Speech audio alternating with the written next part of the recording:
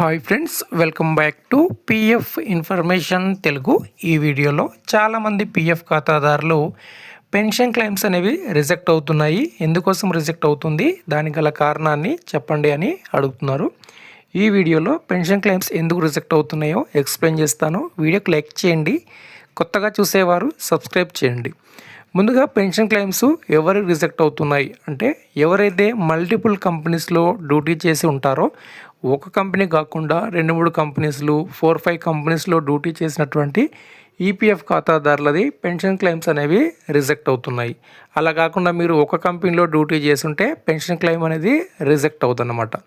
So ఎందుకు ఈ విధంగా జరుగుతుంది అంటే, ఒక 6 months కిందట మనకు టేబుల్ డీలో కొన్ని చేంజెస్ అనేవి జరిగింది. 6 months కిందట ఏ విధంగా ఉందంటే, ఎవరైతే 6 months సర్వీస్ డ్యూటీ చేసి ఉంటారో వారికి మాత్రమే పెన్షన్ అనేది విత్డ్రా చేసుకునే ఆప్షన్ ఉండేది. తర్వాత ఏం చేశారు, మనకు 6 months కంటే తక్కువ సర్వీస్ ఉన్నా సరే పెన్షన్ క్లెయిమ్స్ మేము సెటిల్ చేస్తాము, అప్లై చేసుకోవచ్చు అని ఈపీఎఫ్ఓ సర్క్యులర్ అనేది తీసుకురావడం జరిగింది. సో ఇవి 2 చేంజెస్ అనేవి జరిగినాయి టేబుల్ డీలో. సో ఇప్పుడు ఏం జరుగుతుంది అంటే, ఎవరైతే 6 months కంటే తక్కువ సర్వీస్ చేసినా కూడా పెన్షన్ క్లెయిమ్ అప్లై చేసుకునే దానికి ఆప్షన్ వస్తుంది, కానీ పెన్షన్ అమౌంట్ అయితే రావట్లేదు, రిజెక్ట్ అవుతుంది అన్నమాట. ఎందుకంటే previous service unable to see అని పెన్షన్ క్లెయిమ్ అనేవి రిజెక్ట్ అవుతుంది. దీనికి ప్రధాన కారణం ఏంటంటే, మీకు ఓల్డ్ కంపెనీ నుండి ప్రజెంట్ కంపెనీలోకి పిఎఫ్ ట్రాన్స్ఫర్ చేసినప్పుడు పిఎఫ్ అమౌంట్ అనేది ట్రాన్స్ఫర్ అవుతుంది, కానీ పెన్షన్ కూడా దాంతోపాటు ట్రాన్స్ఫర్ అవుతుంది. కానీ ఈపీఎఫ్ఓ ఏం చేస్తుందంటే, ఓన్లీ పిఎఫ్ మాత్రమే సెటిల్ చేయడం జరుగుతుంది. పెన్షన్ అమౌంట్ అనేది పెన్షన్ సర్వీస్ మేము చూడలేకపోతున్నాము అని క్లెయిమ్ అనేది రిజెక్ట్ చేస్తున్నారు. 6 months నుండి సేమ్ యథావిధిగానే జరుగుతూ ఉంది.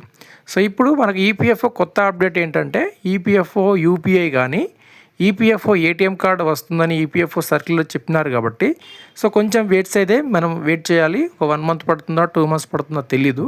అప్పుడు ఒకవేళ మనకు ఏటీఎం ద్వారా విత్డ్రాల్ ఆప్షన్ వస్తే ఇటువంటి ఏమైనా క్లెయిమ్స్ రిజెక్ట్ కాకుండా ఉంటుంది. ఎందుకంటే డైరెక్ట్ మనము యూపీఐ ద్వారా యూఏఎన్ నెంబర్ ఎంటర్ చేసి ఓటీపీ ఎంటర్ చేసి within 1 minute 2 minutes PF amount withdraw చేసుకునే అవకాశం ఉంది. కాబట్టి కొంచెం వెయిట్ చేయండి మీరు. ఎవరైతే ఈ విధంగా క్లెయిమ్స్ రిజెక్ట్ అవుతున్న వాళ్ళు ఉన్నారో, ఒక 1 month 2 months అయితే మ్యాక్సిమం 2 months 3 months లోపల ఈ ఏటీఎం యూపీఐ అనేది వస్తుంది.